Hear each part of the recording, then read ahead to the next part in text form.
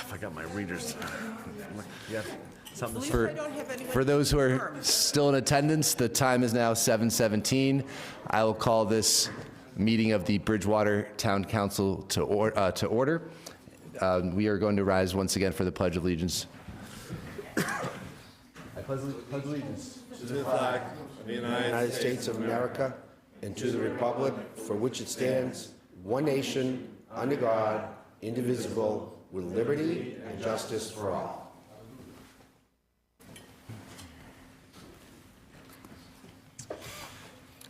This town council meeting is being live streamed via YouTube. Please go to the Town of Bridgewater Facebook page for the link. We do not have any condolences tonight from our veterans officer, but please join me in a moment of silence for all deceased veterans of Bridgewater and their families.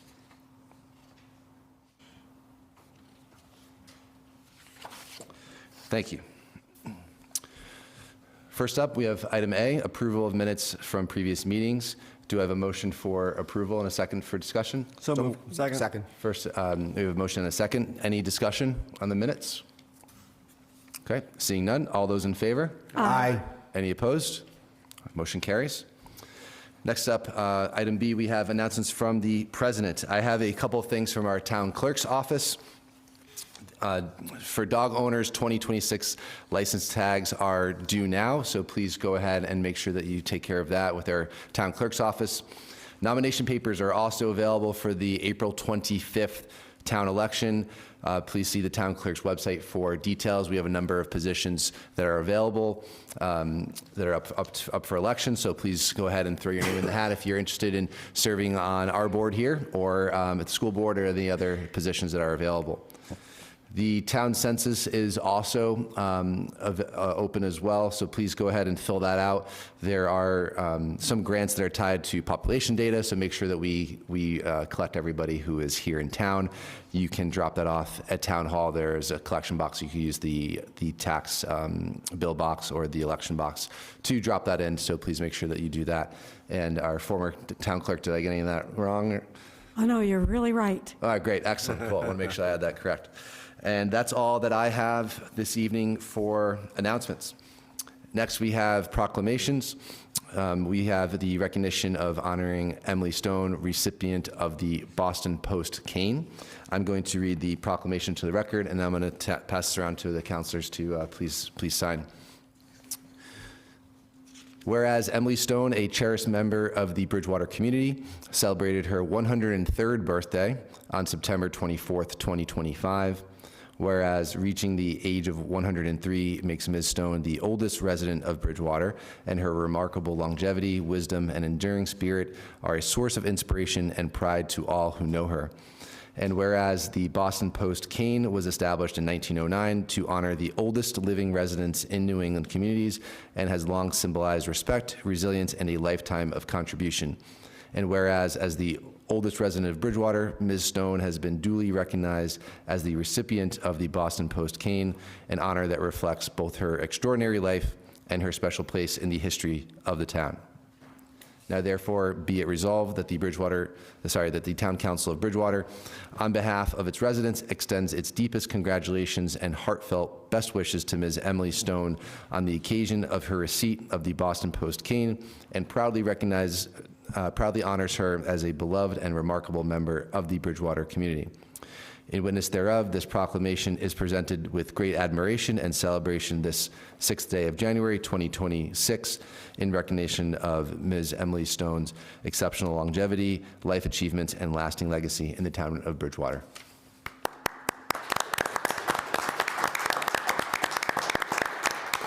I'll ask my counselors to sign this, and then we'll get it over to Ms. Stone. Senator Loretti, could I have a minute to read something that's maybe going to be interesting later on? Okay. It's just a statement by me. In June of 2025, my husband Carlton and I each signed the Massachusetts Disclosures of Appearance of Conflict Interest as required by General Law 268A 23B and 3, and we submitted them to our appointing authorities to be kept on record. At that point, I had decided and told the council I would abstain from voting on community preservation requests.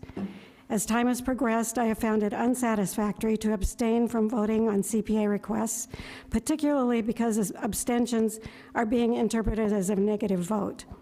For that reason, I called the Massachusetts State Ethics Commission to confirm whether there were legal reasons I should not vote on requests by the Community Preservation Committee.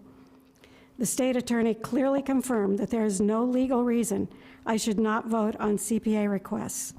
The only potential reason would be that I felt intimidated and afraid of my husband should I vote against his opinion. After 56 years of marriage, I can assure the council and the public that my husband has never and does not now control my votes.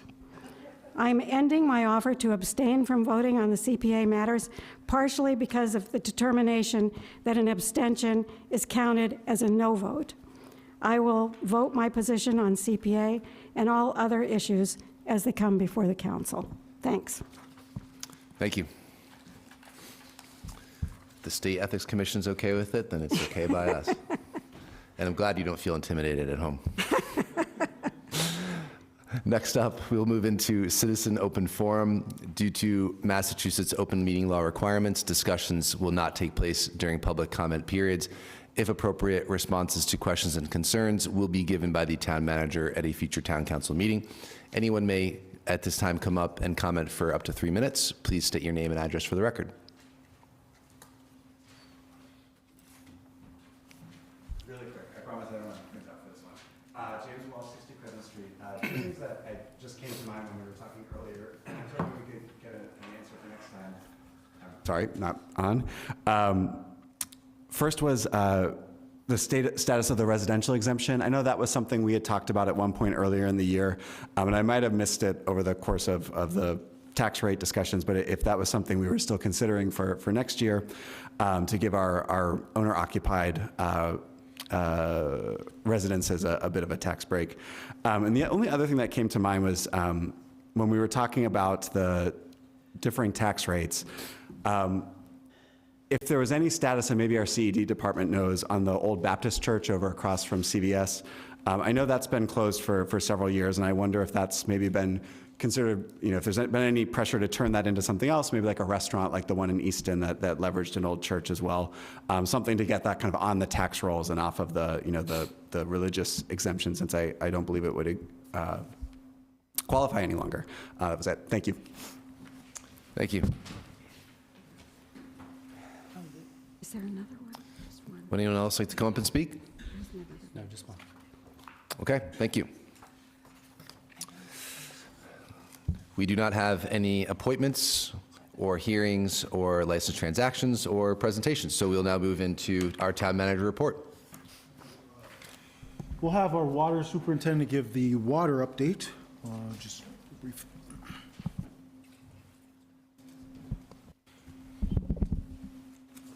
Good evening. Just a quick couple of updates. We have finally gotten the approval plans of engineering for the Middleborough interconnection. It's been gone through Bridgewater, Middleborough, and now DEP. I am glad to tell you that we are hopeful to start digging on Thursday. To start that process, we will be digging Thursday and Friday. Hopefully over the course of the weekend we'll be doing sampling, and early next week we will be activating that service.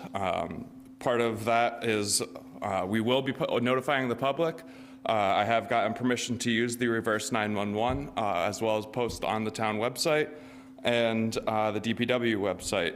Most of that is just going to be an idea of when the water is actually going to be turned on, so customers can take out their in-home filters so we don't clog them up, as you will get some discoloration as we activate that line because of the reverse pressure and flow.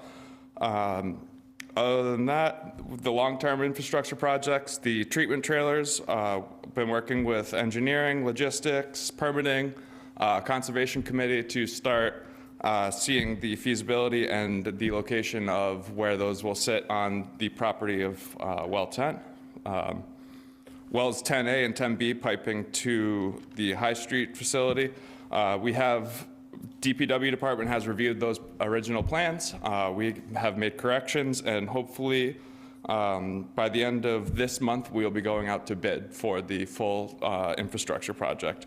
One thing that I do want to bring up that has been an occurrence, we had several major leaks over the past couple weeks with freezing temperatures and everything. I would just like to reiterate that we do offer WaterScope. It is a meter,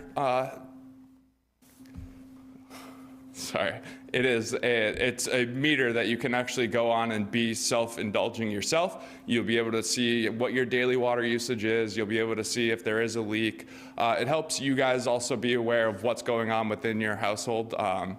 And just so you guys have a little bit of an understanding, 1 gallon a minute is actually 1,400 gallons a day. Over the course of a 90-day billing cycle, that's 129,000 gallons, which would be equivalent to running one of the town wells for 1 day. So that's something that I just wanted to kind of bring into the picture and have you a little bit better of understanding of why the water department is chasing these leaks. Obviously, with the water situation we have right now, these leaks have not been easily on the tanks. That's part of what the purpose of us investing in the WaterScope was to allow for. Unfortunately, at this time, we are one critical element away from us having to activate well 10. Hopefully, within the next week, like I said, we'll be activating the interconnection with Middleborough, which will alleviate us from having to turn well 10 on at that time. Other than that, I think that's the update. Questions for councilors? Through you, question on larger users like BSU and the prison. Do we know what, I mean, are any of the leaks anything to do with the larger institutions? Is that something we can reach out to them to make sure that, you know, I don't know what kind of water conservation efforts they have, like in showers and dorms and things like that? Yes, so everything that goes before planning board and everything now has to be low flow, just for building regulation purposes. So those projects, as they are coming down the line, they will have water restrictions available to them. The prison is actually not on Bridgewater Town Water. Okay. That's right. Well, I want to add something that Bill said there. We have had, and Bill has been a part of this, Azu and myself, for example, before the holidays, I met with President Clark, and we talked once again about making sure we're collaborating, we're communicating with our DPW. I know it was mentioned before, there was a large sort of summer process where they used a lot of water. We've been very clear, like, we need to communicate with that. I think Bill's going to meet with their facilities team to make sure we're just on the same page with water. So that conversation with President Clark has, you know, had multiple times. I know it was just within the past 2.5 weeks we've talked about it, making sure we're collaborating. I do know they do water conservation efforts there as well, so. Just to reiterate Justin's point, is right now, water backflows are tested semi-annually. Right now, we are going through the process of doing all of Bridgewater State's backflows as they are not in session. So we do have staff that are going into BSU buildings every day over the course of the winter break to also see if there are leaks, if their meter is continuously flowing, things like that, so we can eliminate unused water. And the statistic you provided about leaks and stuff, that's very important, because if you have a fixture in your house, a toilet or a sink that's drip, drip, drip, Yeah. better to use that scope and deal with it. We do get calls at the end of a 90-day billing cycle. Why is my bill $5,000 above what it usually is? That's part of the issue, and that's why we are trying to bring in the WaterScope and things like that to help the homeowner understand that it is a bigger situation, that a small problem can become a big problem later on down the road. So just a unique suggestion. Library has a library of things where they lend out stuff. They're open more hours than Town Hall. I don't know how much those WaterScopes cost or anything, but maybe it wouldn't be a bad idea to have it there and people can You can pull it up on your cell phone. It's Oh, actually, it's an app, okay. Yeah, so you guys would, and I should have led with that. So you guys can call the water department office. The ladies in the office would be gladly to help set up any customer. For those that are not, or elderly that do not want to use the apps and things like that, you can call the water department. We can give you that information. It's not something that we are actively looking all the time at because of the situations and other things that we have going on, but the staff is always available to pull up your individual service and let you know what's going on. That was going to be my next question. Thank you for the update, but just wondering if we could brainstorm some ideas about how to get more folks signed up for WaterScope, and if we know currently how many folks are signed up. I just think it's a great tool. It's something I utilize to get notifications in my email. So emails get sent to me when, excessive water use happens. It's an incredible tool, and the town has invested a lot of time and money in that. So I think anything we could do to just remind folks or get more folks signed up would be great. Are there any costs associated with enrolling in WaterScope? Nope. Did you have something, Councilor Hunt? Yes, thank you. I was wondering about that also, if we could put it online someplace. Yeah, that- so there is that an people are active seeing link it? on our website, on the water department website now, and it does give you instructions to sign up on your own as well. Okay. And then the other thing I had wondered, you said that as the wells that are going to be newly used or Yep. reused, that it might come out not being so great at the beginning as it's So starting to that will be flush? for the Middleborough interconnection. That's because we are actually reversing the direction of flow. So at that point, you would be stopping the water main and then restarting the water main and pushing it back in a different Sure. direction, which would cause tuberculation. Sure. I just wonder if the people who receive that water have been informed about that. Yeah, we've been actively Okay. progressing it, and like I said, part of the reason why we didn't use reverse 911 when we actually made the emergency declaration was my biggest component is we need to do action, where this is now an actionable effect, where you can actually do something as a homeowner to help alleviate the situation, where before we were just saying, yes, we are in a state of emergency with the water supply. At that time, now we're moving forward, we will be able to have an instruction and let you guys be notified as we turn on and activate that water service. Excellent, thank you. Councilors?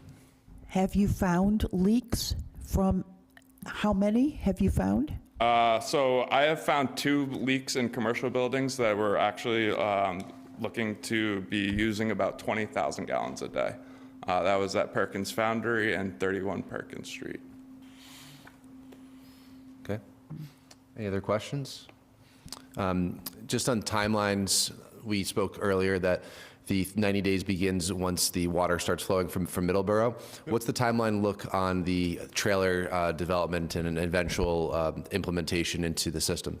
Right now, we're looking at early March. That's just with feasibility of things and getting actually that site ready to go. There's a little bit of groundwork that needs to be done in order to get those trailers in there and easily accessible.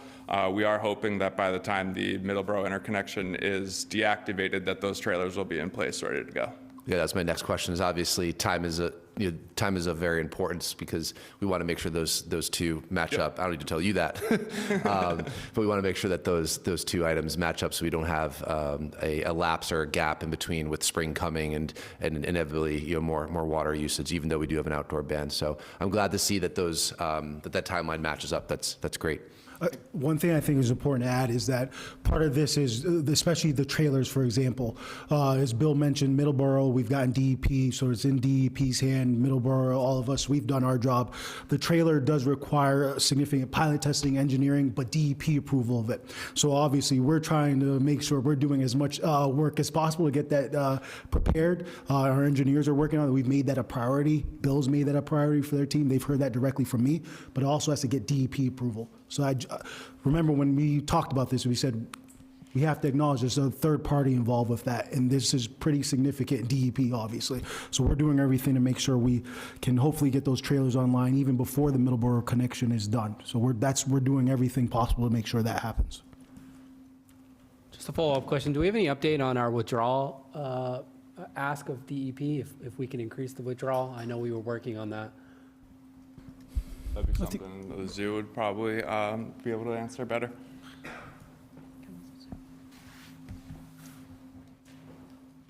Good evening, Councilor Murphy. No, we are not even close to that. We have to finish these steps here before we get to the level of our withdrawal of our increase. So they're not going to entertain. They're not even entertaining that right now. Okay, so this project's tied to that piece. Exactly. You have to show that you have stabilized what you have, Understood. and Thank then you. and then we meet the quality treatment requirements going forward. Thank you. Anything further? Great. Well, thank you guys for the work. It sounds like things are moving along, so we really appreciate it. Thank you. Thank you.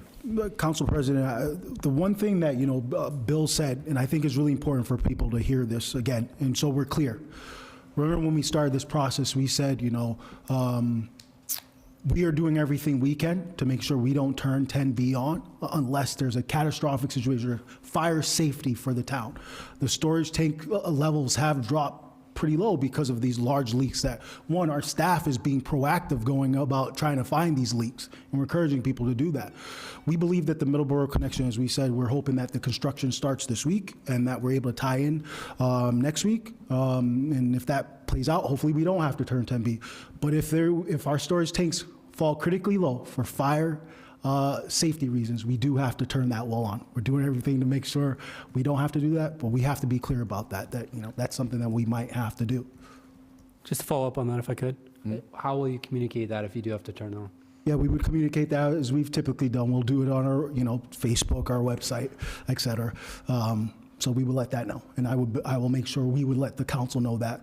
Like I said, we're doing everything possible. Hopefully construction happens this week, and then we'll have the tie-in hopefully next week, and that's not an issue for us because that's the whole point, to fill our tanks and allow us to do that flushing program as well too. So This is a little outside of the scope, but it's something that I was thinking about earlier. When we do get 10A and 10B treated through the treatment trailer, it's only for iron and manganese, and it's going to mix with High Street, which has relatively lower levels of PFAS. Have we done the calculations of if that blend is going to increase the total load? Is that something that we've started to look at yet? our engineering team has worked with, I don't know if Bill needs to add to it, but our engineering team has looked at that.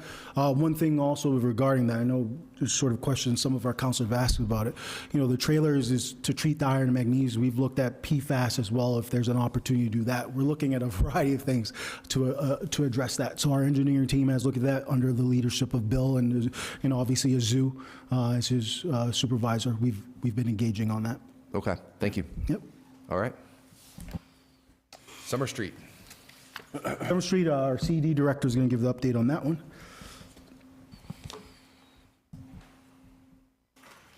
Good evening. I'm happy to say, and I'll share this after the meeting because we just finalized it today in terms of the landscape plan for the Summer Street gas station. We spent some time looking at what we could do in addition to landscaping inside the building. And unfortunately, I don't think we have adequate funding to do both at this point. So the plan is to move forward with the landscape plan that was socialized back in 2024 by Melissa Ann Desjardins. We've tweaked it a little bit. Stormwater management is a big concern over there because of the elevation change. We will do some cosmetic improvements to the outside of the building. We do have to make one of the bathrooms ADA compliant. We'll be doing that. And then we'll look at other sources of funding in terms of what happens inside the building. So our goal is to put a bid package together for the landscape package in the next couple of weeks. Anyone listening, I mean, our priority would be to work with local contractors if possible. So we encourage them to reach out. We're happy to have a site visit, but we'll have a complete bid package together. We need to have this project substantially completed by July 1st of this year for the park grant, so we feel comfortable that we're going to meet that timeline. I mean, in terms, you know, we've had a public meeting back in the summer at the Cedar Street Community Center. I mean, we showed some concept plans what can happen with the exterior of the building, depending on where we are in funding at the end, you know, whether that's a pergola or some other type of outside feature. will be dependent on what we have available for funding, but the building will look better at the very minimum. Thank you. Questions from councilors? Thank you. I know BSU has, had discussions with us to be involved in the project. Any further discussions whether they can help out more with the building aspect of the Yeah, project? I mean, I think that's the next conversation. I mean, we've always kept them informed in terms of what we're doing. They're supportive of it. There's been this loose conversation that they've, are going to commit some money to this. I haven't seen that formalized, so we might be there now. Okay. But what we're seeing in terms of some of the improvements to the building, it's probably going to be another grant thing we need to look at coming up, which is fine. The outside piece, I think, is important. It's going to change that aesthetic pretty significantly. We currently have a Complete Streets grant application in to DOT to do sidewalk improvements at that intersection as well. So if we can tie all these together, I mean, we can make a big difference there with one project. Just an extension of that, was there a finalized plan on what to do with the building along with the landscape architecture? No, I mean, I think, there's been a lot of discussion, but there hasn't been any conversation on what the formal programming of that would be. Right. But, we had thought about maybe having access to the bathrooms from inside the building. We're not ready for that. We know we can do that from the outside and put, locks on the building at a certain time, so somebody doesn't have to go down there and manually lock those. But, that's always been a concern of us, safety with those bathrooms. Right. Thank you. Just going to ask you, I can't remember if this was in the presentation or not. Can you share that cost breakdown with us or at some point? I talked to Debbie earlier. We just finalized this today, so I will get a package out to you, through Debbie tomorrow. It'd be great to see sort of what we can do and then what we'd like to do in the cost breakdown. Yeah, we don't have a detailed cost breakdown of the interior of the building. I mean, we've had contractors and we're continuing to talk to them. I have a pretty detailed cost breakdown for what we're doing on the exterior. There are some things that we probably will eliminate that will, again, free up some additional money. And again, some of that is the landscape architect, as an example, didn't understand that we were applying for the Complete Streets grant because that came after she had done her initial work. So I think if we can consolidate some of that, we're going to probably see some cost savings that we could put back into the building. Awesome. Yeah, it's such a great opportunity. I'd love to work with the town manager to find additional revenue sources. So I know that's something I enjoy doing, so if there's anything I can do to help. God bless you. And now that the fire department is complete, this is another aspect of the job. Any possibility that we could reach out to Bristol Plymouth in terms of some of the interior stuff, because they do projects throughout the year through all the communities. And when I was on the school committee for Southeastern, all the community had to do was ask. The only limitations we had in the other projects were height, and that's not an issue because it's one level. Lead paint could be an issue because it's an older place. But like, for instance, our students, when Southeastern was revitalized, the kids took the old electrical shop, worked alongside of the contractors that were working on the bigger project, and they did they turned it into a daycare center. And it was a small building similar to the size of the gas station. So. Yeah, no, I mean, we worked with them on some upgrades at the senior center 2 years ago. I mean, certainly something we could pursue. I mean, I've also, it's come to mind, I'll put it out that, there are aspects of cleaning up that site that would be an appropriate Eagle Scout project for Boy Scouts. So we're happy to have that conversation, but, we really would like this to be more community focused in terms of who's working on it than, bringing people from the outside. Yeah. Earth Day project. Yeah. Anything further, councilors? Okay. Thank you. Thank you. Post-override supplemental update. Yeah, so this was requested just to give an update on where we are in regard to the post-override. I'll run through the positions just to clarify. I know the council has a memo of mine from the 11th, but as part of the post-override supplemental appropriation, we froze some positions or we made some reductions in hours. So the assistant town manager position, we froze that through December. Obviously, we did not fill that position. I think as part of my operational update, I gave an update to the council that we went through an interview process in December for that position. I haven't made a decision just yet on an assistant town manager just yet, and that will be communicated. I anticipate sometime maybe after February that we might have someone coming on board there, but we froze that position till through December. The executive assistant to the town manager, we've reduced the hours for that position. Everyone knows that we have Cajun on board there, and we did exactly what we said we were going to do regarding that. In the finance department, we froze the admin assistant assessor position. That's frozen. We reduced the hours for the administrative assistant collector position. We did that. In the police department, we froze the captain position as well as the police cadet position. They remain frozen. And library with the archivist position, we froze that position. I'm just going to add a little bit to that, just to go a little bit beyond the positions. Remember, we used the employees liability stabilization fund to help offset some of that. Remember, as part of the council's transfer of free cash, we reappropriated that money into that stabilization fund.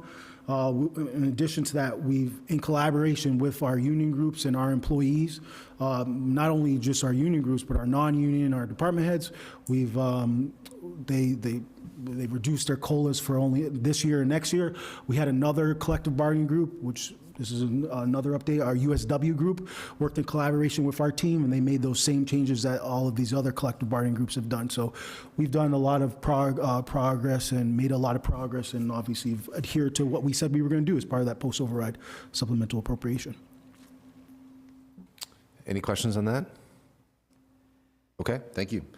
Next, you have town manager open office hours. Yeah, so I have, I know some councilors are joined for some of our other town manager office hours, but I think it's important to let the community know that in January 23rd, from 8 to 12, we're just going to have open office hours. Some of these meetings, as the council knows, some of it we have open, where it's just a collaborative open meeting, but this is more individualized. So if people are interested in doing that, please reach out to Cajun in my office at the town manager at bridgewaterma.org email, and they can schedule meetings with me with my town manager open office hours.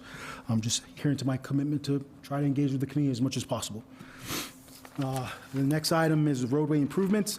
Just wanted to get ahead of this. In December, the Healy administration announced that they were providing some grant funding for some municipal paving.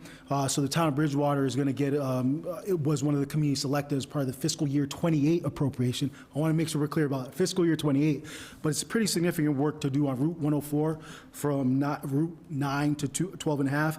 I sent an email to the council that gives a, GIS map that shows you, but it's pretty significant work. It's from the tracks of 104 to get into 106, and it's about 3.5 miles. It's pretty much in a good stretch of Plymouth Street. So we're very happy about that. Obviously, we advocate to try to get more additional money to help us do roadway improvements. So, we're pleased to let you guys know about that. But fiscal year 28, we're scheduled to get that. Great. Any questions on that or anything from councilors for a future town council meeting? No. No? Nothing? Okay. All right. Thank you. We'll now move on to discussions. So we did have an open meeting law complaint that we received on December 19th, 2025. It was in regard to annual license renewals. This is something that we've always done this way, where we have a list of all of the license renewals on a single item, and then we approve that list collectively. And there was a open meeting law complaint that wasn't the proper way to do that. And our town attorney is reviewing and dealing with that issue. So we just wanted to bring that up as a discussion item to let the public know and let the councilors know that we did receive that complaint and that it is being handled by our town council. Do any councilors have any questions or comments on that? I just wanted to bring it up for everyone. Yeah, I'd just like to appoint Vice President McGrath while you serve your sentence for that. So I'd like to make that motion. I'm sorry, I didn't hear your motion. What are you planning before? I'm appointing Vice President McGrath should Council President Loretti have to serve a sentence for that violation. I'll bring coffee. Are you going to provide her with a file? Yeah, there were dozens and dozens of businesses on the license renewal, so I feel that it would be impractical to list all of them, but again, it's going to be reviewed. Yeah, it was listed in the agenda packet, but we didn't, I didn't, rather, verbally acknowledge all of those license transactions. Dr. Perry and then Mark. So I would just say, you know, for the number of years I've been on the council, we've never read that entire list of businesses in any of the years that we've done license renewals. So again, we'll wait for the word of the town council, but again, that's typically the way we've typically done it, so. All right. And in our experience, in my experience, we've done similar process here. So obviously, I think it was important that you have to put it on as a discussion item for the council, but, you know, obviously, our town attorney will handle the response to that. And I think. Thank you. And then Mark, did you have something? And since it was in the packet and it was an attachment, I think we could also possibly say, you know, that packet's available to the public. When you hit our agenda and you hit meeting files and you go into it, it's all there. So he'll figure it out. Yeah, he's on it. We'll take care of it. Anything further? Just to expand on that, again, there's many items that we've seen in the past that have multiple lists, you know, for licenses or what have you. And again, we've never, on any of those items, read the list on out because it's been publicly posted, and certainly that, I believe, covers the open meeting law. So, but again, we'll dig into that some more. But Yeah. It might just be worth it to say, you know, we're going to vote for it, but it's all listed, it's all publicly listed where you can get it, and tell people where they can find it, if that's an issue for them. Yeah, I don't know. that could help.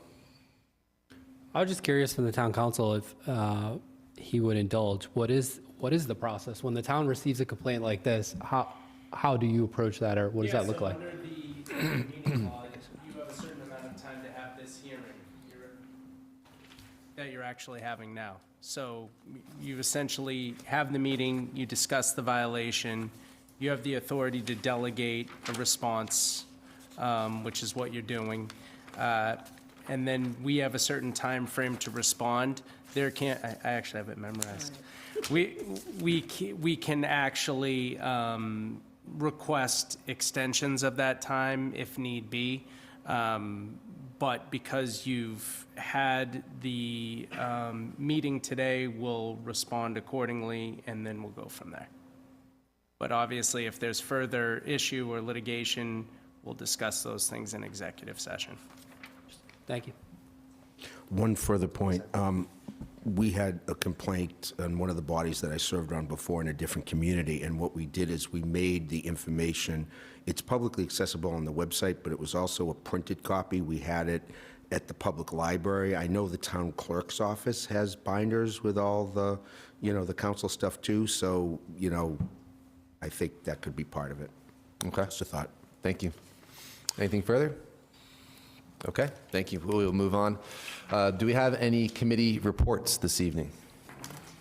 Thank you, Mr. President. The Downtown Revitalization Committee met on 12/18. We had invited Mr. Rulli, the CED, and the chair of the Historical Commission, and the chair of the Historical Committee, the chair of the Tree Committee, and the tree warden. So the trees on the common are dying, and the tree warden has a plan to replace them gradually. Mr. Rulli and his department are looking at grants to have a preliminary landscape of the common, and also grants for store signs. We're also discussing the billboard and what can be done in fixing up the front of the buildings. And we haven't planned the next one, but we will be inviting all these people, also the town manager, and there's a few other ones that will be coming to help us with this. Thank you. I watched that meeting. It looked like a really great and productive meeting, so I look forward to the next one. Yeah, we had fun. Yeah. Any other committee reports? Budget and Finance will do during our items. Yeah. Great. Okay.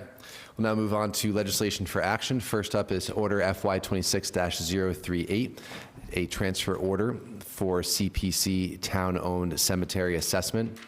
So the Budget and Finance Committee met the other night, and we did initially vote to refer back to the council with some amendments, but we did speak with the CPC chair after that meeting, and we did decide, or rather, if it's the will of the council, we did want to have that sent back to committee so that we could vet that out even further. So just so everybody is kind of apprised, we did speak about this in great detail, and Councilor Murphy could speak to that. And we had discussed, potentially doing a smaller assessment, but I'll let Councilor Murphy kind of provide an overview. Yeah, nothing too much to add to that. I think we had a great presentation by a few members of CPC that were present regarding the assessment and what that meant. At the committee, I thought did a great job of just asking questions about the overall project, what that looks like, ask some questions about what it would look like to narrow that down, what it would look like in terms of starting small, building out, how that would affect us financially. Just a lot of great discussion that took place. So looking forward to helping push this along, but would encourage folks to go back and look at that discussion if they have an opportunity to. Definitely. So at this point, I would entertain a motion to refer back to Budget and Finance so we'd have a little bit more time to vet this out before the council decides to vote on a potential appropriation. So moved. We have a motion and a Second. second. Thank you. Any discussion on this one? Okay, I see none. All those in favor? Aye. Aye. Any opposed? Okay, motion carries. Next up, order FY 26-039, acceptance of a donation, McBee Enterprises, DBA McDonald's. The Budget and Finance Committee met on yesterday, so I'll ask Councilor Murphy for an update. Budget and Finance Committee voted 3-0 to accept the donation. Okay, and Finance Committee voted 5-3 to recommend at their 12/22 meeting. So I would entertain a motion for approval. So move. Second. A motion and a second. Any discussion? All those in favor? Aye. Any opposed? Motion carries. Next up, we have order FY 26-040, transfer order. This is for a water capital fund transfer. I'll ask Councilor Murphy for a Budget and Finance update. Budget and Finance voted 3-0 to approve. Thank you. The Finance Committee voted 5-3 to recommend. And just as a little bit of an overview on this one, this is money to cover the cost of dehumidification at that site. There is some corrosion that's occurring, and part of this, as I understand it, is a design flaw, and we're going through a process of recouping those funds. So while we do, at this time, are entertaining to apply funds to provide for that dehumidification, we are hoping to recoup that cost. So hopefully we'll see that money come back. Anything additional from our town manager on that one? No, I would just say that's particularly for one site, that's the High Street site. Yes. The other one, Carver's Pond, that was part of our capital process and our sanitary report, but absolutely correct. Thank you. So with that, I'd entertain a motion for approval and second for discussion. So moved. Motion and a second. Any further discussion? Okay, seeing none. All those in favor? Aye. Any opposed? Okay, motion carries. Next up, order FY 26-041, transfer order, and this is for the sewer capital fund transfer. I'll ask Councilor Murphy for an update here. Budget and Finance Committee voted 3-0 to recommend. Thank you. And the Finance Committee voted 8-0 to recommend at their 12/22 meeting. So this is just a part of our regular capital program for sewer. So with that being said, I'd entertain a motion for approval. Second for discussion. Second. Motion and a second. Any discussion? All those in favor? Aye. Any opposed? Motion carries.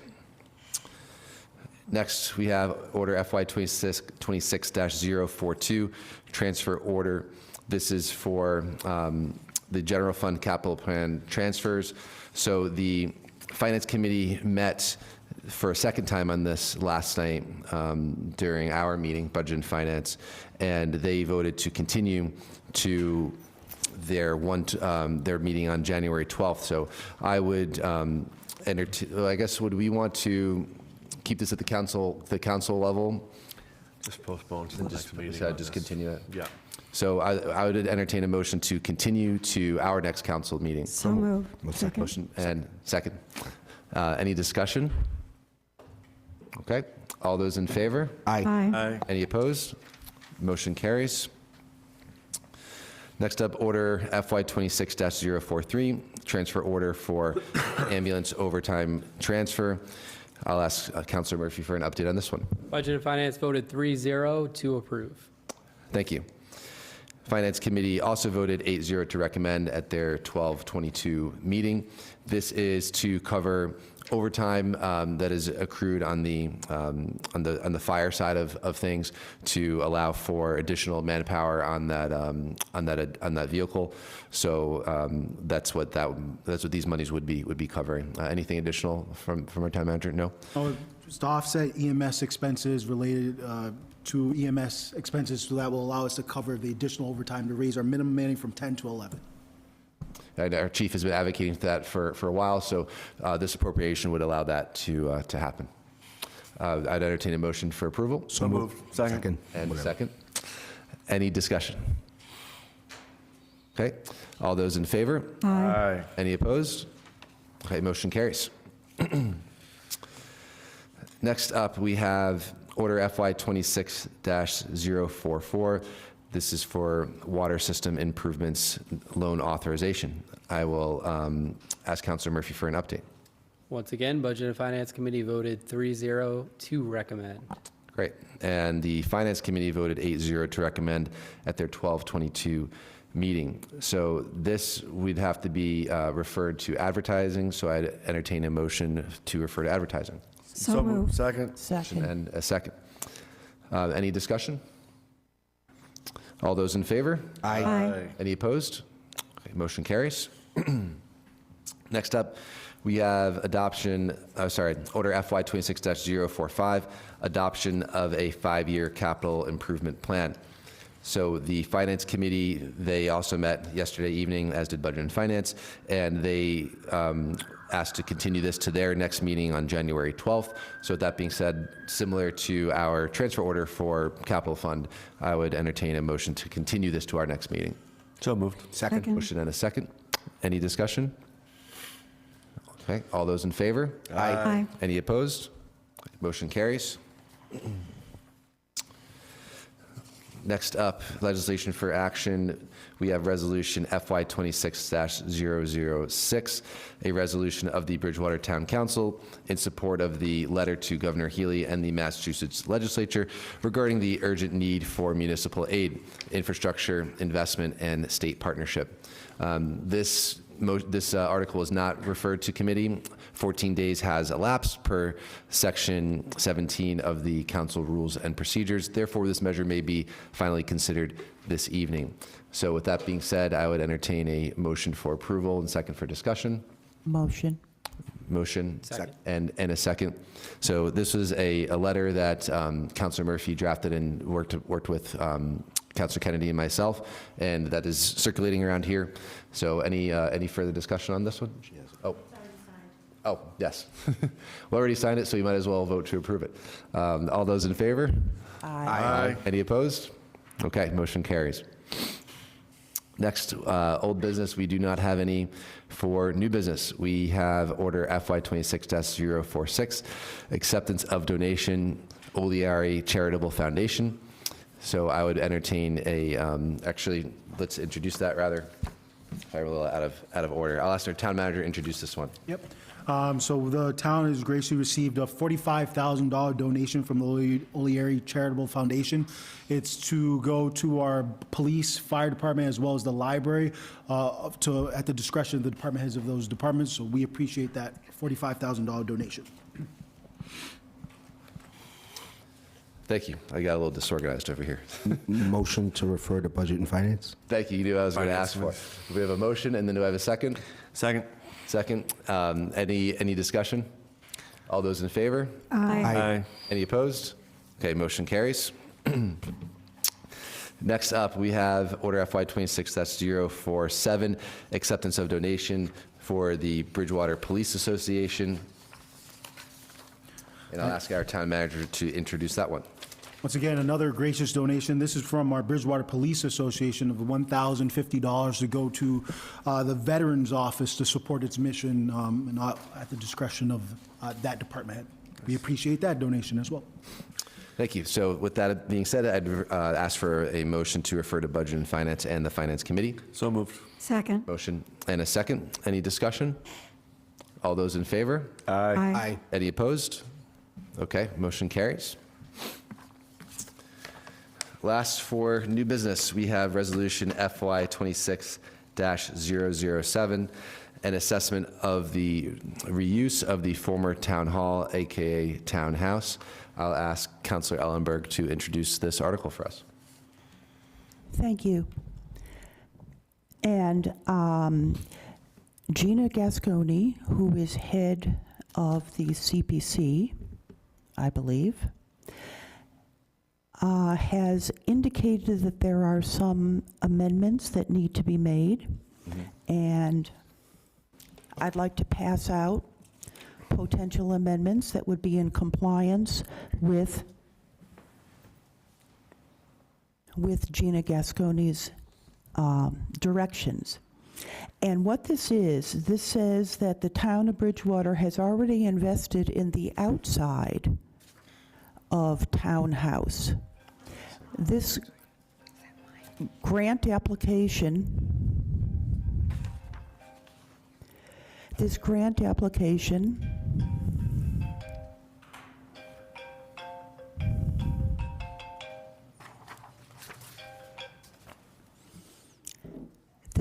application is for the inside to be studied as to electricity, water use, plumbing, also the mechanical, plumbing, and life safety systems. So, this article is asking for the CPC to be involved in managing this Old Town Hall renovation.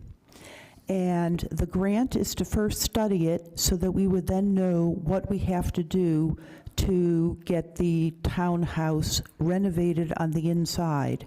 The article goes on to state that Old Town Hall will require significant work to be usable as a public gathering space, but can be effectively used as a cultural center that includes exhibit, retail, learning, and performance spaces.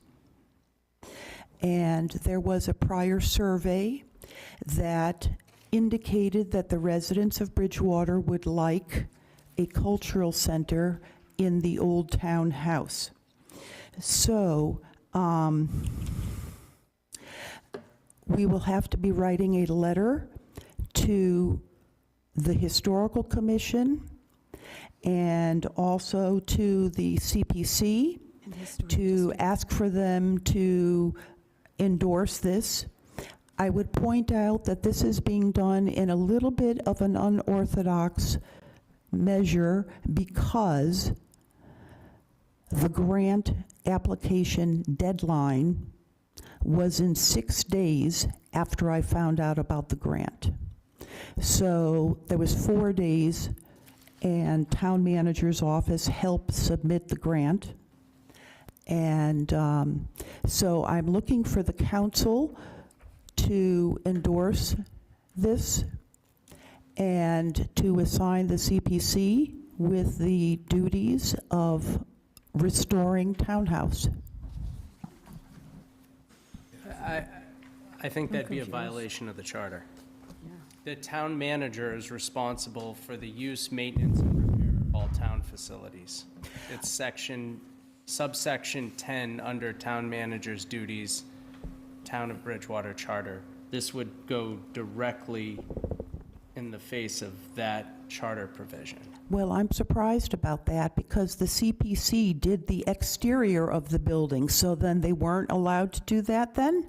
All I'm saying to you is, and this is the first I'm seeing this, probably the last 2 minutes, but my understanding of what you're proposing, just in what you said, was that the Community and Preservation Committee for the town of Bridgewater would be in charge of and supervise the maintenance or repair of a town facility. Am I Yes, reading that right? and the reason why was the CPC hired a manager, a clerk of the works, to do the exterior work. So probably the CPC would see it necessary to, again, have a clerk of the works do it under town manager's supervision and CPC funding it. Again, I can't- Perhaps I could answer some questions since I was there doing it at that time. More than happy. Okay. I was chair of the CPC when the exterior renovation was done, I think from 2008 to 2010. And certainly, the CPC came through with money to do that, requested by the town manager.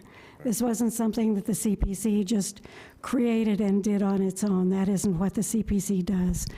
So that's what it was. There was a company hired who did the exterior renovation, did a very wonderful job on it. It certainly isn't new. It's 15 plus years old by now.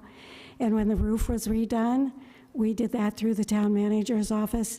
Here, I wrote the grant for that as town clerk, and the roof was redone then. So I This certainly was think put this through has, the town manager's office, of this has course. to be something that the town manager's office would ask someone to do, like ask the CPA to do it or write its own grant for it. I Yes. did help the town manager's office write the grant for the roof. So those are the way things are done. It can't be, the CPA can't go around saying, hey, we're gonna do Exactly. this without somebody requesting it. Exactly, and that's why I'm asking for the council to endorse the fact that we put in the application for the grant, so we don't let the building rot. I think the town manager has to do The that. town manager already put in the grant through Yes. his office. So I don't think the council has weight on that. Yeah, I think, so I want to be very clear about this, the scope of this thing that we just saw today is a little different than what the scope of what is in your packet, right? And I just want to double back to that a little bit. Yes. So there's a resolution is a resolution that the town manager can do or cannot do. And at that time, because the grant application is based on an annual basis, I didn't want our office and this process to be a barrier to us applying for a grant. So we went and applied for a grant. We made that decision. The town manager's office made that decision. We applied for the grant. This is a little bit beyond that scope of that. So I would probably just say, we can work at this, we could talk about it. I mean, the council can do a resolution to ask us to apply to the CPC and do that, and we will consider that. I think we've worked collaboratively for like the grant. I just think it needs Yes. a little work. This is the first time we're seeing this, obviously. I That's just want fine. the council to know, my office, we did apply for the grant. Like we said, we didn't want to be a barrier. That grant was going to be on an annual basis, so we wanted to get ahead of it. We did do that. So I feel like we resolved that already. Yes. So it's just a matter of whether the council approves it or not, but the town manager has already put it in, so maybe it's irrelevant. Well, excuse me.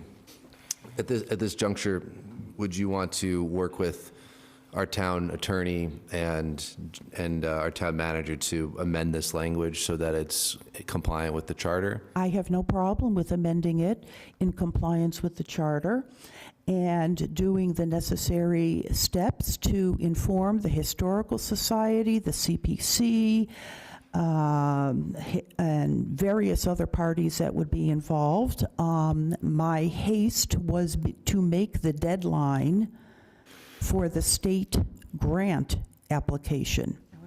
And if we didn't make the deadline, we'd have to wait another entire year. So then the building would get even more rotten. So that's what that haste was about. So, Jason, if you could help me, should we just retain this at the council level and then you all could work on amendments and bring it to the next council meeting? Is that appropriate? You could do that.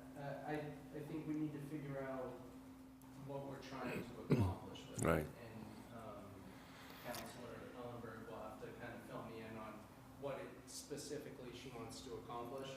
I mean, it's obviously a resolution, so I'm assuming there's some aspirational element to this that you want a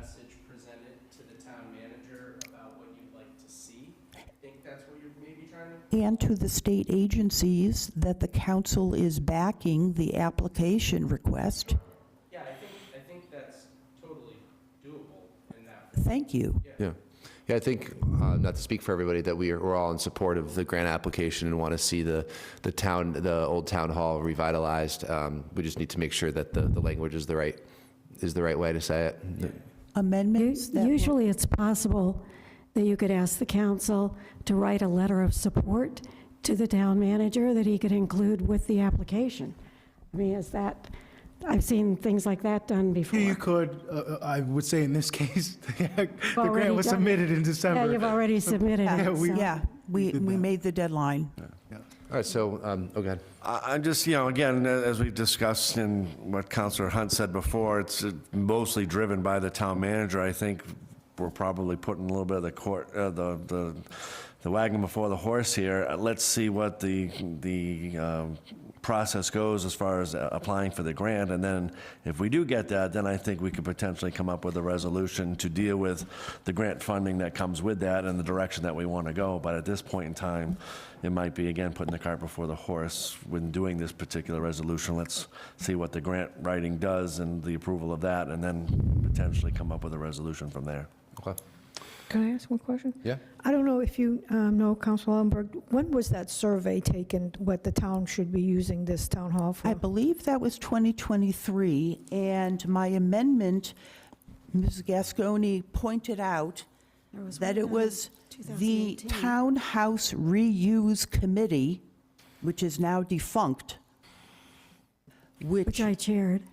right, which is the one that did the survey, and now duties have been assumed by the CPC.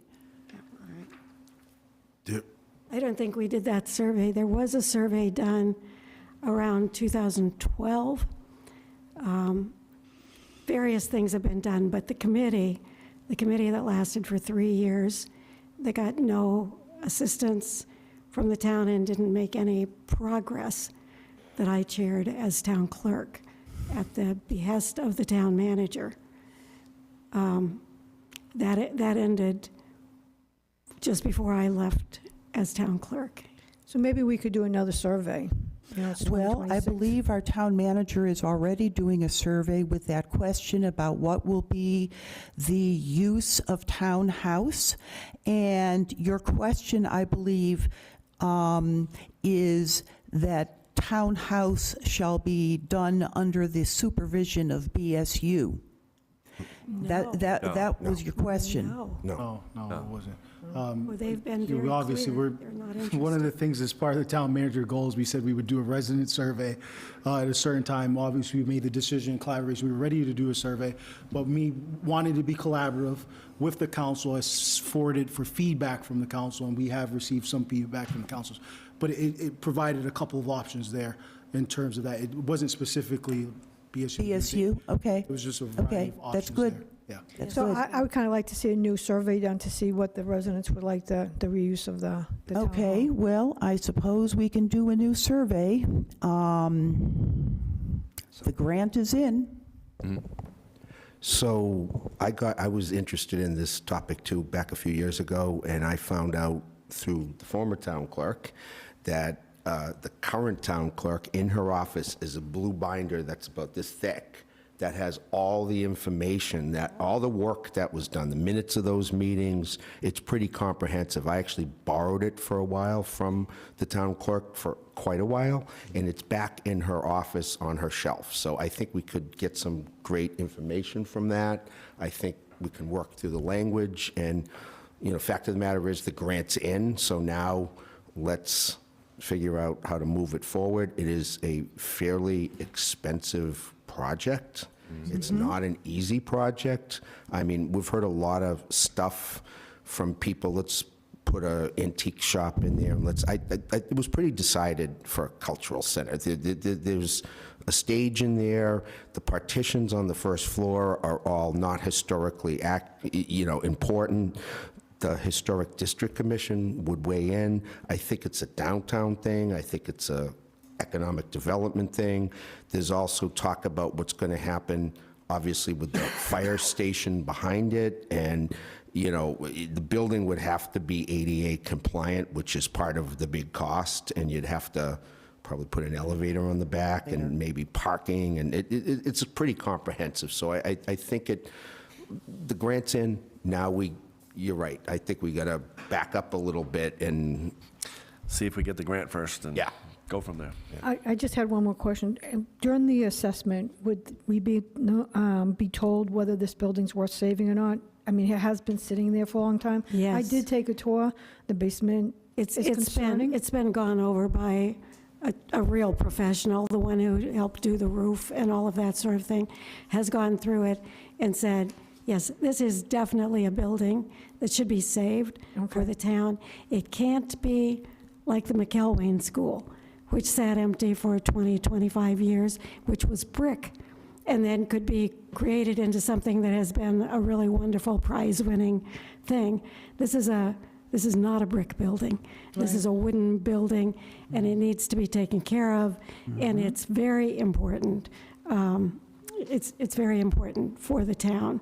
But if it was assessed, I'm just saying, because I've seen the inside, if it was assessed dangerous, would this assessment? The things that were assessed dangerous, even while we were still working there, one of the stairways was assessed dangerous because there was some peeling off of the interior wall. So what if they assessed it was like, you know, it can't be fixed, it's better off to take whatever you can out and demolish? Would this assessment tell us that? Yes, or we could have the same man come up again, Okay. who is the man who did this building. Yeah. And he went over to that one and he said, it's an equally important building to save, and it can be saved. That's why we put the new roof on it. It would have gone down, the roof was falling off. What year was that? That was, let's see. 3 years ago? 3 years Yeah. ago? Okay, not Yeah. Too bad. Maybe 4 years ago. It was before I that left. I left 3 years ago, I think. I don't know. But anyway, it's been, and the top has been reinforced, the ceilings have been reinforced. A lot of that has happened. There was mold in the basement. Yeah. It's a mess. The ceiling is low in the basement.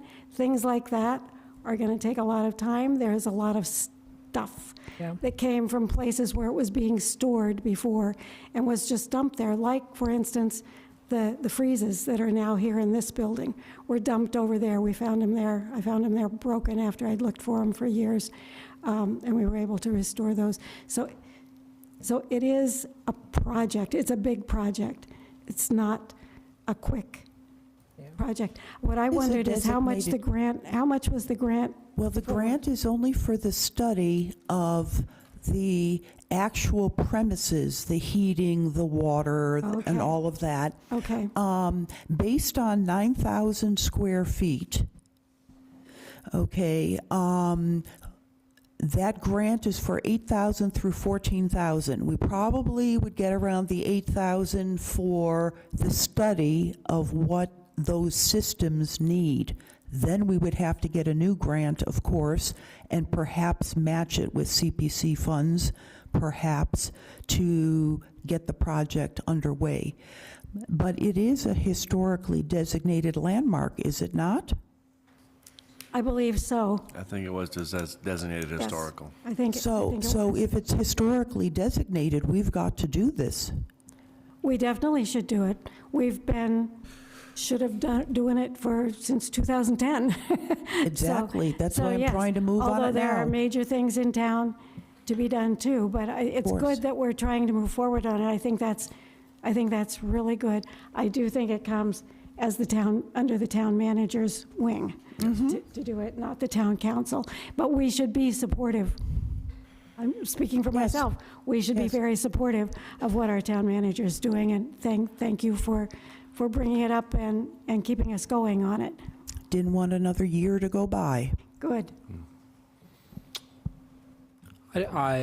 Maybe I'm just tired and grumpy, but I'd like to echo the statements made by Councilor McGrath. I think this building has sat vacant for an extremely long period of time. It seems like we do an assessment every 10 years to see what status it's in with no actual outcome.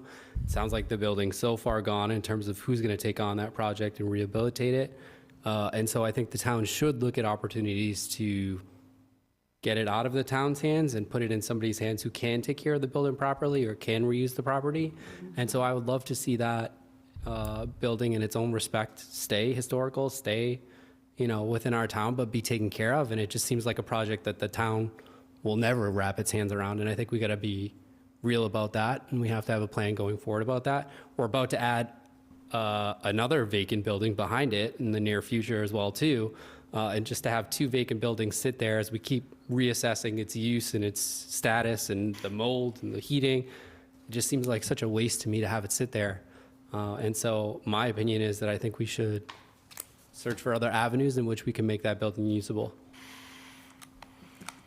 I think there's a lot of that the committee did for 3 years. Just, we didn't have a town manager who was backing us up with looking to find a way to fund it or anything like that, And let's get back in the saddle. Yeah. I personally think it is worth saving. We took a 1912 library in Brockton and got grant funding and raised $12 million to build a 48,000 square foot addition to the library in Brockton. Everybody said we couldn't do it. We got $1 million from the owner of Shaw's at the time, and then we were able to raise the other 11 million pretty easily. Once you get a donor, then it moves from there. It's worth doing that assessment, but it can't sit on the shelf again like it did. Right. I think it's an 1843 structure. It's historic to this town. I don't want to see a commercial development in that building, just saying. I might just mention that we sit here in a very beautiful building. This is not what this building looked like before we moved over here to it. You This did a fine building job. was a mess, and this particular room was just, full of crap.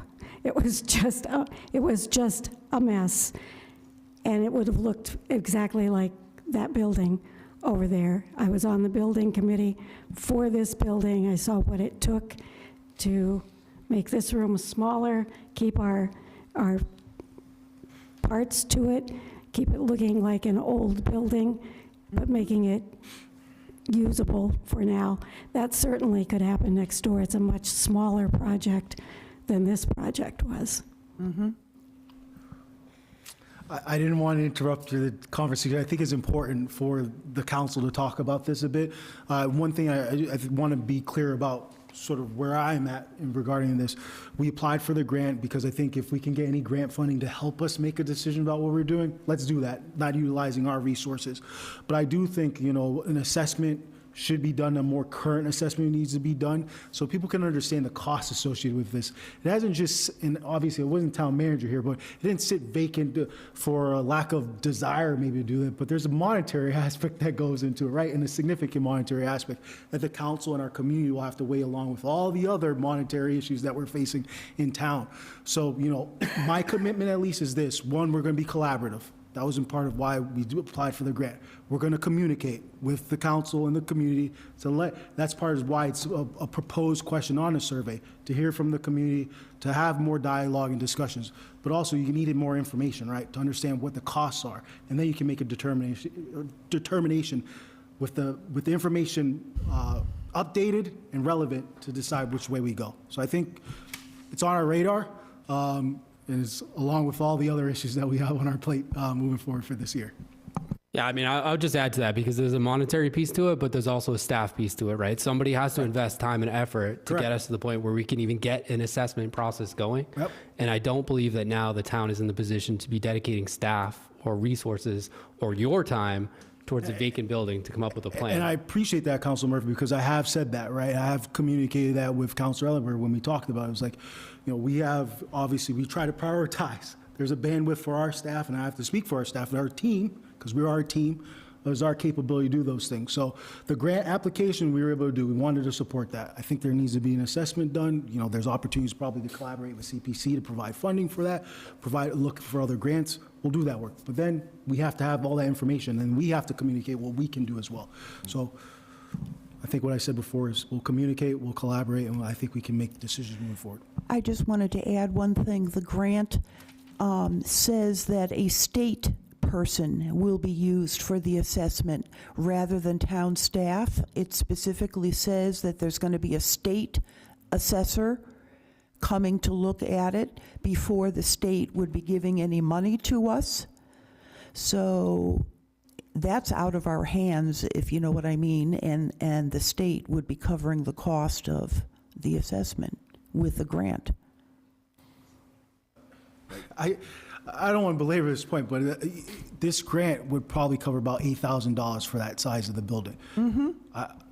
I'm not exactly sure, but I'm fairly confident the last assessment that the town did for that building was more than $8,000. I know what the playbook is regarding that. So I think we'll get more information, we can look at that, we'll follow up. Yep. Right. Last thing, Promise. just went in my head and out of my head, but that sounds like a great earmark project to get state money for. Okay? We have a legislative delegation. We need lots of money from the state for lots of things. It's not up there. When I talked to Justin when he first came here, it like on the radar screen, it's like probably here.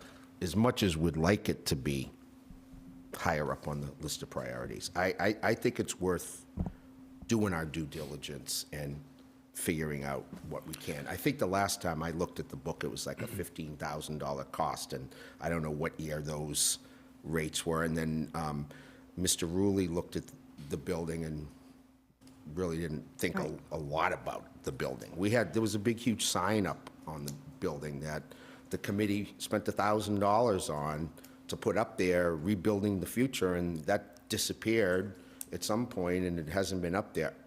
I think people in this community, and I do think we can possibly work with the college. I'm sure the college would love to have that building, but I don't think the college should have that building. I think it's our building, and we could really do something with it. We should be clear that we have the CPA. CPA has not applied for this grant. That doesn't mean that we can't ask the CPA. They did this building. They did this building. So there is CPA money. Those are things that we pay taxes for, that we have money for. So it may not be that we have to write big grants or ask other people to come out with the money out of their pocket. Let's have it evaluated, see what somebody says, and start go from maybe there. moving from there. I know our town manager has many, many, many things on his plate. I don't think this should be something that I feel like we should dump on him right now. But I do think it's a thing that needs to be done, or the building really is going to be worthless. If we wait another 10 years, we're not going to have it. And the community, from everything I ever saw, when we did the exterior of that building, the community went crazy being happy. That's when our offices were still over there. It was like, I think, 2008. We were there until 2016. And then after that, they took all the junk and threw it in there. So we're moving from that. But I think there's definitely things that can happen, and I don't think we have to think about where we have to write the grant for it, where we have to go to find it, where we have to pay it out of money that we already have. So, just saying. Justin, when does that survey go out? I know that. We should talk about that, but we'll figure it out. I think Okay. maybe we should talk about that. I'm of the proponent that we should have a clear direction from the community and from the council as to where we want to go with this project before we ask people for money and apply for not this grant, but additional grants. I think we need a clear direction of what we're going to do with this. And that requires further deliberation beyond this meeting and obviously public input. So on the topic of this resolution, Councilor Ellenberg, do you want to continue to workshop this, or how Yes. do you want to proceed? That's fine. I'll be happy to workshop it with our Okay. town manager and any other counselors who would like to be involved. Cool. So I was going to make a quick suggestion. Maybe we could add as a discussion item later, somewhere down the line on the agenda, to have that topic. yeah, I agree. I think we should have input Although I from the know community. it's not our purview. To be clear, I know it's not our purview, but I think Well, it's we could set direction and, Right. and policy and Policy. you know, cast the aspirations of the community and the councils to how we want to approach it. And I was going to think about putting on the discussion, so I think that's a great idea, whether it be for next meeting or following meetings. But it's something that gets talked about a lot, and I think that the community, we need to come together and decide what are we going to do. And there's a lot of options, and it should be addressed.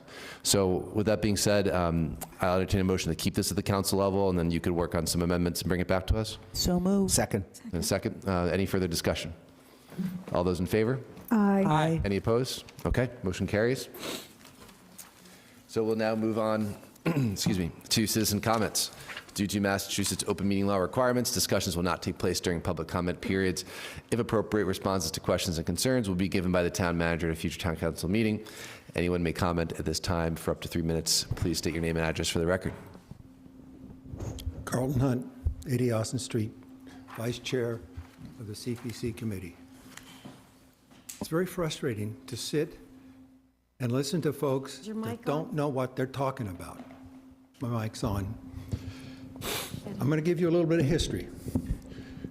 The cultural grant that did the study for reusing the townhouse was funded by a cultural grant with matching dollars from the town of Bridgewater. That report is on the website. I believe it was under the town manager's page. It is. One, that lays out many options. It has diagrams of how you might do the interior. It has concepts of what you might do. There is no need for another survey. The survey was done 5 years ago. Two, the CPC voted to fund $16,000 for an interior assessment of the historic nature of that building. That has not been put before the town manager to procure. But we have a proposal from Joe Booth, who was the architect that oversaw this building, and he was very happy to provide us with a quote of how much it would cost for him and his committee to come in and look at the historic features that we should be concerned about preserving. He will not do the mechanical electrical. This grant, fortunately, would be a sister grant to that. That would do the work that you guys all keep talking about with little knowledge. So those things have to happen. There is also a report on the CPC webpage about the history of that house, townhouse. It's 185 years old now. It's got good bones. Mike White, he used to be one of the building inspectors here in town. He's one of the best contractors I know. Went in and saved that building and installed roof support structures that are anchored into the walls and keep that building very good. Unfortunately, there is water leakage in the basement because it's a stone foundation. We need to have that fixed if we're even going to think about saving the building. But the cultural grant laid out and did the survey work, and it was very detailed, and I would encourage every one of you to read that. CPC paid $5 million. We're still paying the bond off on this building, but CPC has covered that bond. We pay $360,000 a year to cover the principal and interest on that bond. It goes till 2036. So CPC has the funds if the town has the willingness to actually deal with the building. So I'm a little bit frustrated that there have been many studies. I'm trying to give you the elevator size speech of what has been done. There is no need to do another survey. It's been done, and it was cultural. There was a concept of how that building could be used. Having a nonprofit come in and actually manage the building once it was restored. Having a nonprofit that would be licensed or whatever you want to do all the work in there. It could be Boy Scout, Girl Scout meeting place. It could be a cooking school. There's tons of things we can do with that building. There's a theater upstairs. We could do indoor theater stuff if we want to. So that's all laid out in those reports. So I would beg you, please, if we need to sit in a room and get educated, let's do it. But let's not sit here with people saying, well, I need these. I don't know what that report is. Well, where was that report? Well, they're done. They're on the webpage. I'm sorry if I'm a little bit irritated, but I've lived with this for 6 years. Actually, more than that, because my wife over there actually managed to get this building correct. So thank you very much. And a good job done, too. Mr. Hunt, Dr. Hunt, is that on the town website or on the CPC website? The cultural study, as far as I know, the last time I looked, it was on the town manager's webpage. Okay. It was funded by a $30,000 for a cultural grant, $30,000 for town money. It's a very good major report. Diagrams, it looks at the fire station, it looks at what you could do, there's concept of how you might redo that whole area. It's been done. I'll take a look. I haven't been able to find it, so I will continue to look for it. Could be hard copies in the town manager's office, actually. Okay. Yeah, and the report that I wrote on the townhouse is on the CPC webpage. There's tons of information available. My wife was the chair of a reuse committee that got zero support after it was formed. We need to take it on as a higher priority. Yes, we've got water issues. I understand that. Yes, but the future and the revitalization of this downtown will demand that we keep that building up. Thank you. Thank you. Thank you.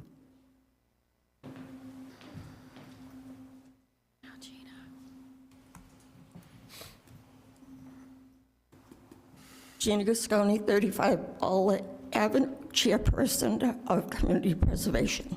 I was listening to this discussion on my way home, and I felt strongly that I had to come here tonight and speak. I thank Councilor Ellenberg for bringing it forward. I thank Councilor Hunt, and I believe it was Attorney Rollins. Again, I was driving, so I'm not sure, for explaining how the CPC works, that the council doesn't tell the CPC to do something. I think that was hashed out enough for it. I have a question. I know the resolution is going to be worked on. My question is, what is the resolution? What I heard Councilor Ellenberg say was that the resolution was to tell the CPC what to do. We heard you can't do that. But that's not what I read with the resolution.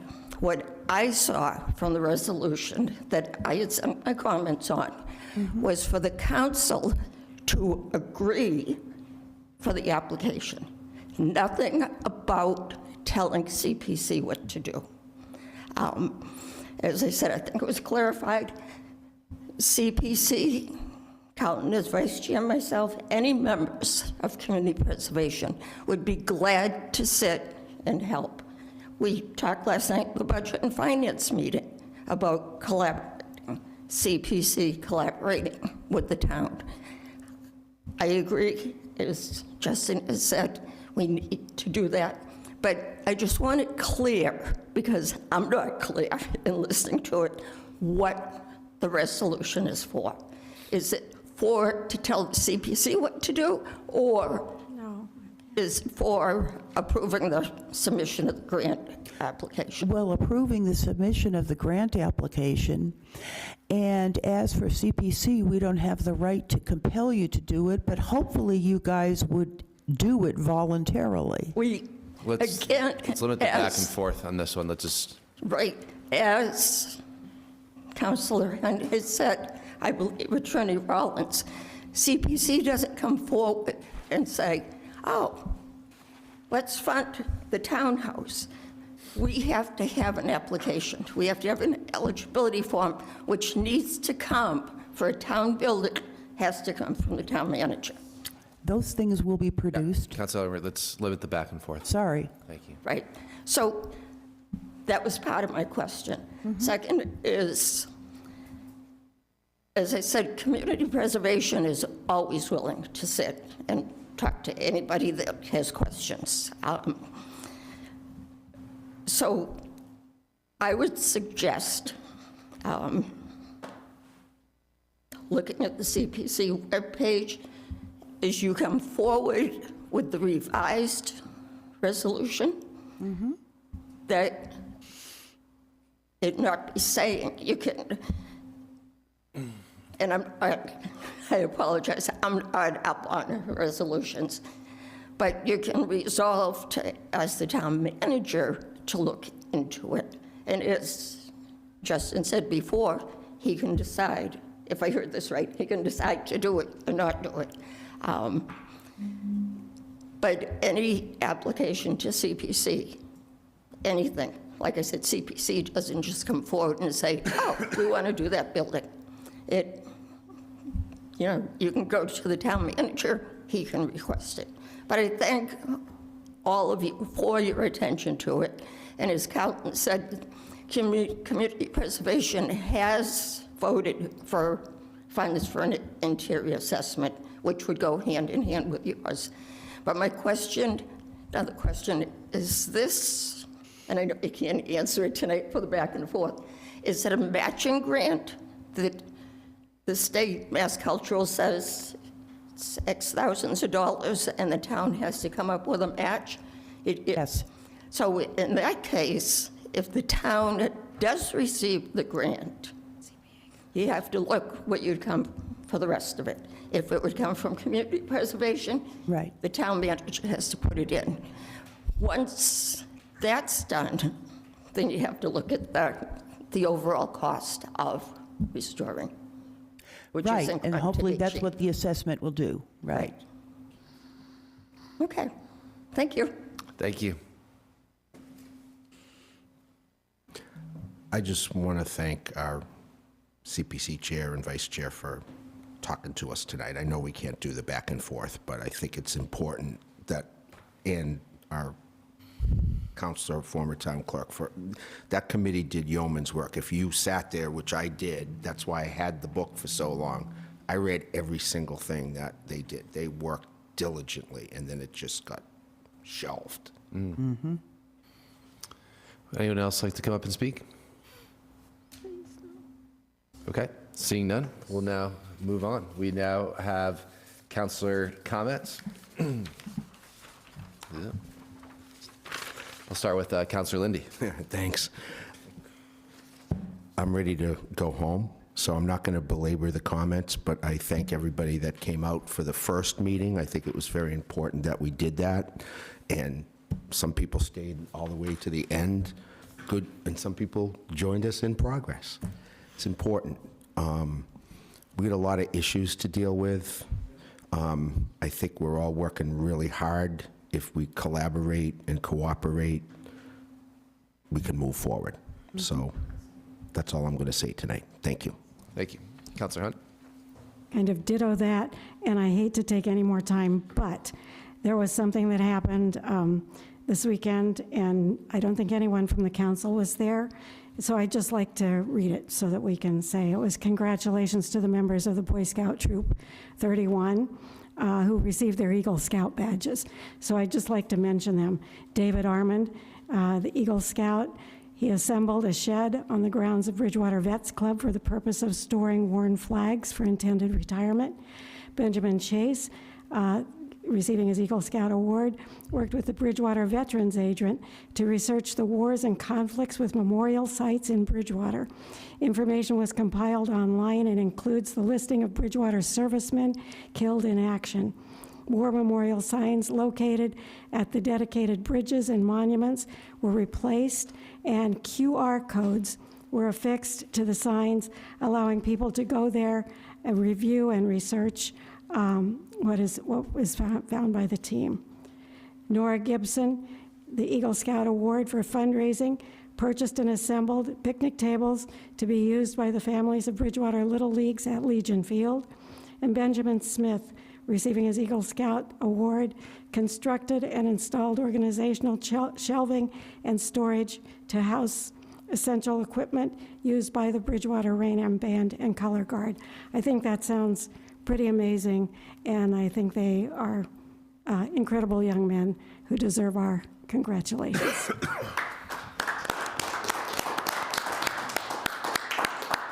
Thank you. Councilor Murphy. Just want to thank everybody that came out tonight and participated in the first part of our meeting this evening, and then the folks that stuck around. But other than that, nothing more to add. Thanks. Thank you. Dr. Perry. Thank you. Happy New Year to everyone. Apologies for not making the earlier meeting. I will go back and watch the tape. I was still at work, couldn't get away. But again, just looking forward to obviously the upcoming new year. And we got a lot of work ahead of us, especially budgetarily as a council and a town. So we've got a lot of work ahead of us. So again, just look forward to working on all these issues going forward in the new year. But thank you. Thank you. Councilor Ellenberg. Yes, thank you for everyone who came out tonight. Thank you for the people who stayed.